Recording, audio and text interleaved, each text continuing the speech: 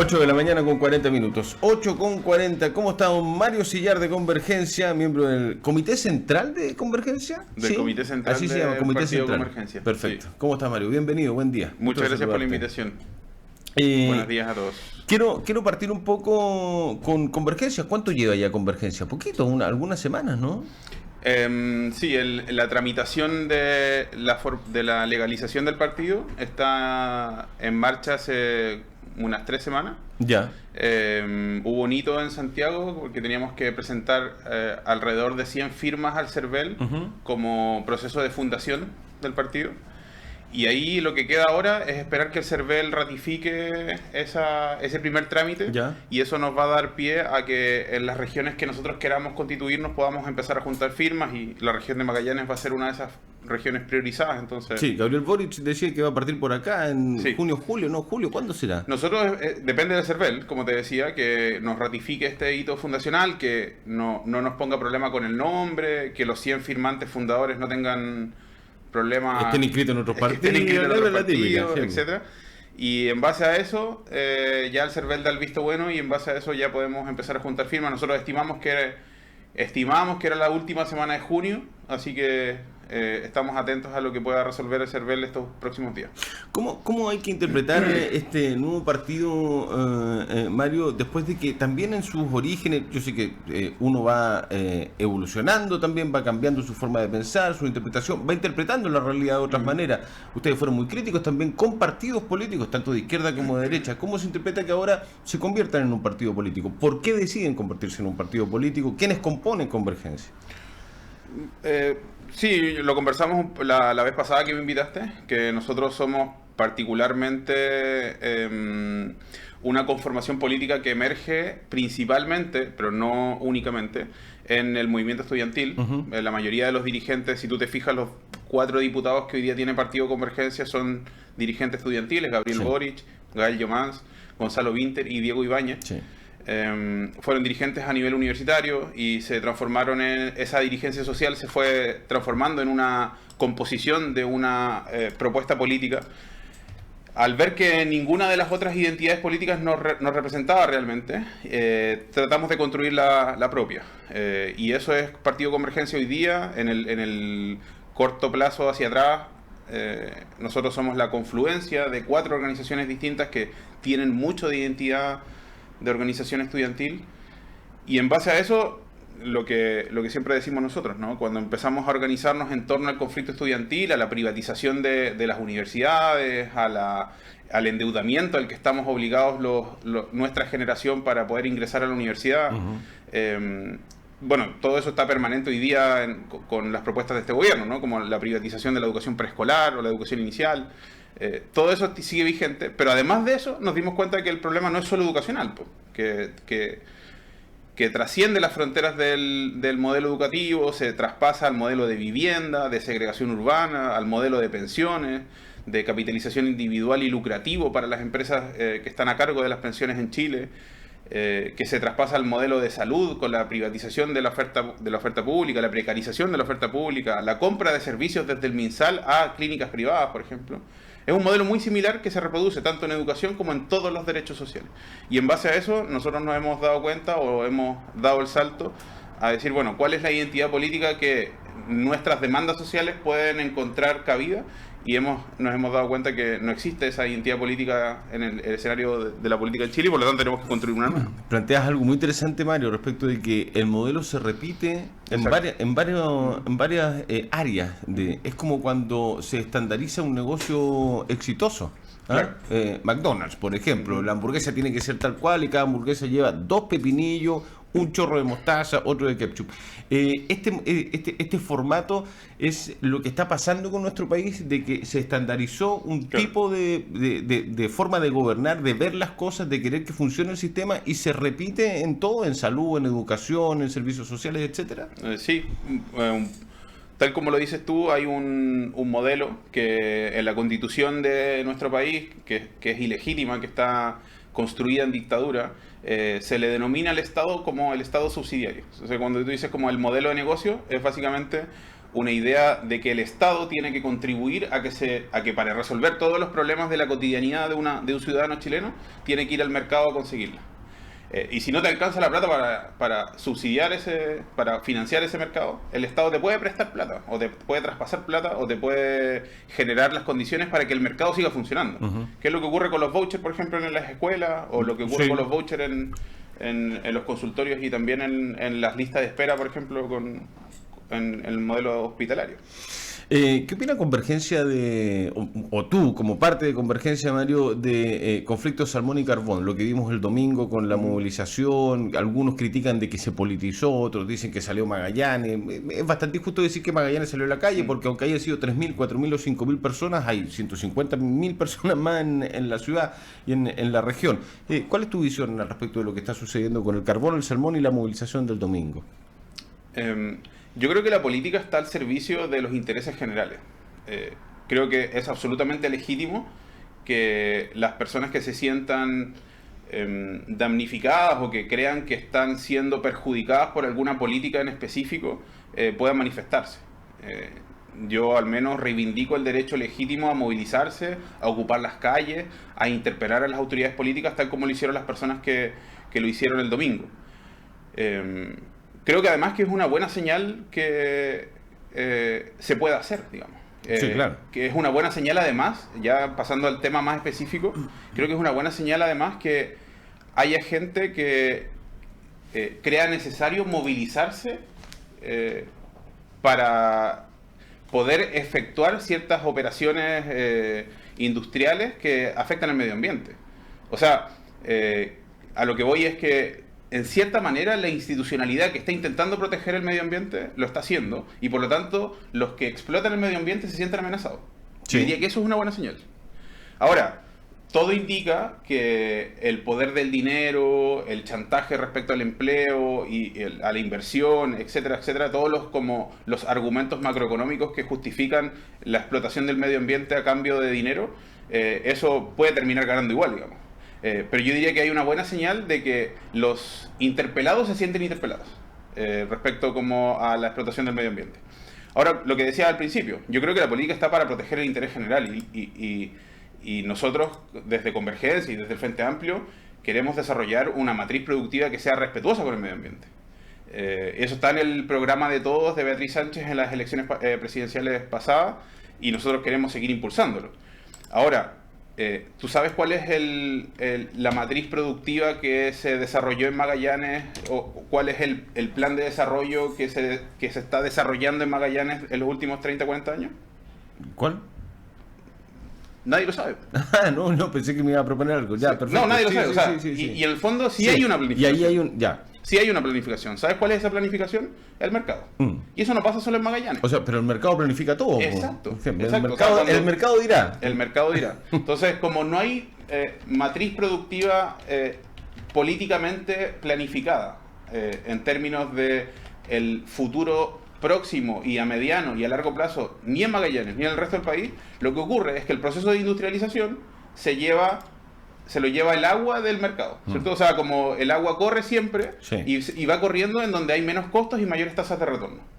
Y por lo tanto, la industrialización que ha promovido Chile en forma de omisión es en donde hay mayores facilidades de hacer negocios, destruir el medio ambiente y obtener tasas de retorno más rápidas. Y ahí están las forestales, ahí está la explotación de las paltas, de la agricultura, que erosiona el suelo, y está en Magallanes el carbón y el salmón. Eso es porque no hay una matriz productiva democráticamente planificada a nivel de desarrollo económico. Y eso yo creo que es el punto central de hoy. O sea, los trabajadores y trabajadoras que hoy día participan de ese proceso productivo, por supuesto que se van a sentir vulnerados, porque hay un llamado a replanificar. Y en ese proceso de replanificación, obviamente, que va a haber costos, que va a haber conflictos. El asunto es, uno encara esos conflictos o se hace el gil y dice, no, acá lo que tiene que ocurrir, como lo que plantean los consejeros, los consejeros que supuestamente son de izquierda. ¿Los chalecos amarillos? Sí, ¿Se pusieron el chaleco? claro. ¿O casi Sillán? No, perdón, Brasich o casi Sillán. Hay Brasich y Sillán en todo caso. Sí, ¿verdad? Entonces, ¿cuál es la postura política que tú vas a proponer? O sea, ¿vas a proponer una postura política que sea sustentable o en base al beneficio en corto plazo, en búsqueda de un bolso de votos o de reconocimiento personal, vas a optar por el camino, por el atajo. Claro, lo que pasa es que uno lo que ve y escucha, Mario, y lo puede incluso hasta entender de los trabajadores y las familias, digo, ¿sabes que a mí no me hablen de sustentabilidad y todo eso de los ambientalistas y tratan de pseudoambientalistas, Claro. pseudoecologistas? Yo necesito parar la olla, pagarle el colegio a mis hijos, pagar el arriendo, vivir bien. O sea, no sé si vivir bien, yo necesito un sueldo para poder vivir y sustentar a mi familia. El resto es como que, no es que me da lo mismo, pero no sé, yo no escucho en los trabajadores, en la familia de los trabajadores, una preocupación o que haya un entendimiento, una comprensión respecto del tema de matriz energética, qué significa el tema medioambiental, sino que más bien para mí es el trabajo, y trabajo significa que yo necesito sustento para poder subsistir con mi familia de una forma normal. Entonces ahí se produce un quiebre en términos de que, a ver, ¿cómo lo conversamos esto? Claro. En términos de medioambientales, en términos de nuestro futuro medioambiental, de qué le vamos a dejar a nuestros hijos y nietos, la típica, netamente respecto de producción, desarrollo y que la gente tenga plata para comer y educarse. Yo creo que tiene que haber un punto intermedio. Sí, pero parece que no lo hay. No, tiene que haberlo. Tiene que haberlo. O sea, en la práctica, al final del día va a haberlo. Lo que yo diría es que obviamente es legítimo. Esto me parece muy parecido al problema de cuando me toca hablar de educación o de privatización de la educación y etcétera, y me dicen como, entonces tú no enviarías a tu hijo a un colegio particular subvencionado, por ejemplo. Ya, eso es muy extremo. Exacto. Claro.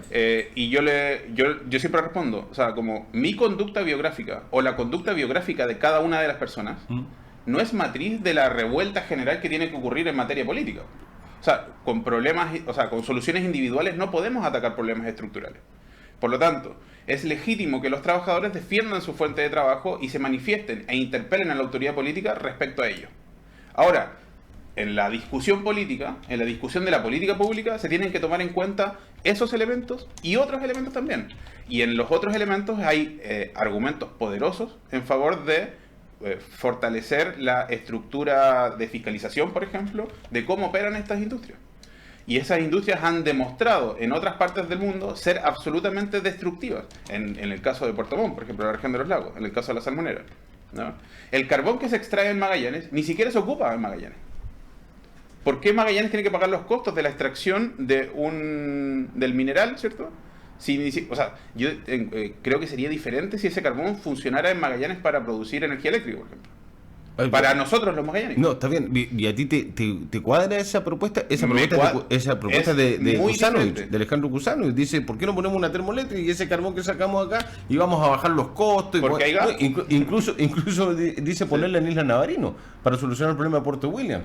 Bueno, esos son elementos que hay que discutir, pero en Magallanes hay gas, que es más barato que el carbón. En Magallanes hay un potencial eólico sustantivo, que es más barato y menos contaminante que el carbón. Entonces, obviamente hay que poner todas las cosas en la balanza, y yo entiendo que para gente como el señor Kuzanovich, que hay negocios personales detrás, obviamente va a defender sus negocios personales, con el argumento de ponerlos encima de la política pública. Pero yo le pediría a él que si él es capaz de levantar esa propuesta política, que la ponga a disposición del electorado, de los escenarios de disputa de las ideas, como son las elecciones, y que la ciudadanía decida. Así funciona la democracia.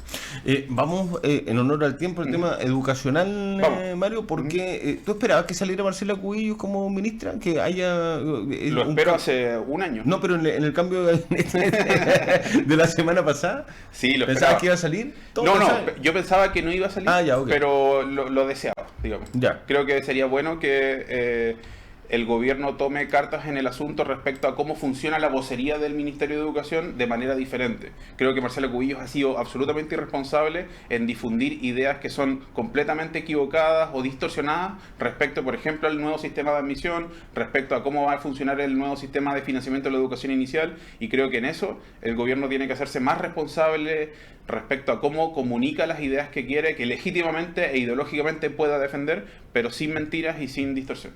Ya, ¿y qué puede pasar ahora más en educación? Porque ayer en la mañana habían voladeros del buce, por decirlo de que sí, parece que vamos a llegar a acuerdo. Incluso el subsecretario dice que en la mesa de diálogo casi que se habían dado la mano y habían cerrado y había terminado el paro. Y los profesores después salen en la tarde diciendo que eso es una mentira del porte de un buque, que no pueden decir eso. ¿Qué crees que va a pasar? ¿Para dónde se está avanzando o no se está avanzando en ninguna parte? Yo creo que no se está avanzando. Creo que los profesores una vez más muestran un ejercicio de organización muy interesante, muy valorable. Que nosotros venimos, como lo dije al principio, de la disputa por la educación pública y creo que los profesores están sobrepasando sus intereses gremiales, que es un poco a contrapunto de lo que hacían las gremiales el domingo en la marcha de acá, ¿cierto? Los profesores, por contraparte, más allá de exigir más sueldo, más allá de exigir mejoras laborales, lo que están preocupados desde cómo se genera un escenario o un modelo educativo más propicio para el desarrollo y el aprendizaje de los niños y niñas de Chile. Y eso yo creo que es muy valorable. O sea, hoy día esto creo que es más o menos evidente, ¿no? En la modernidad, en el siglo XXI, a los profesores se les exige cosas que antes no se les exigían. Se les exigen que además de enseñar lo que tienen que enseñar, tienen que ser innovadores, emprendedores, tienen que ser hábiles para resolver problemas de convivencia en el aula, tienen que adaptarse a los nuevos tiempos y a las nuevas tecnologías. Todo eso se le exige a los profesores. Y todo ese peso de la necesidad de cambiar el sistema educativo recae en los hombros de los propios profesores. Y ante eso se le ha exigido más evaluaciones, más carga burocrática, más pega para la casa, etcétera, etcétera, etcétera. Entonces los profesores legítimamente han dicho, oye, esto no es solo un problema mío, esto es un problema de que el sistema educativo no está funcionando. Y ante eso yo creo que la propuesta ideológica del gobierno no tiene más camino. O sea, llegó un camino sin fin, yo diría, la política neoliberal en educación. O sea, no hay nada que hacer. No hay forma de resolver los problemas que demandan los actores sociales organizados en educación. No hay forma de resolverlo. Ya, o sea, eso es como el último apaga la luz. ¿Y qué hacemos no, hay que cambiar la forma en cómo se estructura el financiamiento, en cómo se estructura la administración de la educación pública, y ante eso, bajo los mecanismos ideológicos que propone el gobierno actual, es imposible, desde mi perspectiva al menos. Vamos un poquito a la política. Arturo Díaz va a ser el candidato a alcalde de Convergencia, ¿no? No está decidido todavía. En lo personal, esto, o sea, no se ha resuelto colectivamente, digamos. Sí, claro. En lo personal, creo que es una persona que ha crecido muchísimo en su trabajo como concejal, que él mismo ha aprendido mucho en esa labor, que se ha conectado, que ha participado y que le ha abierto la puerta a organizaciones sociales en el municipio. Él personalmente creo que es una persona con competencias administrativas, de gestión, de resolver conflictos, de diálogo muy, muy, muy importante. Y ante eso vamos a ir evaluando cómo se enfrenta el escenario electoral. Nosotros estamos muy centrados en el proceso que creo que son dos cosas distintas pero complementarias. La constitución del partido, sí, claro, por una parte, y la legalización por otra. Ya. Nosotros, como te decía, somos 4 organizaciones que se están confluyendo y eso no es llegar y como ya ahora somos todos lo mismo. No, me imagino. Estamos organizándonos, viendo quién hace qué cosa, cómo se paran las directivas regionales. Paramos directivas regionales en todo Chile, menos en la región de Coquimbo, que estamos tratando de trabajar por eso, para que haya en todo Chile. Entonces estamos viendo como muchos temas orgánicos y de articulación interna para después intentar salir a generar esas discusiones.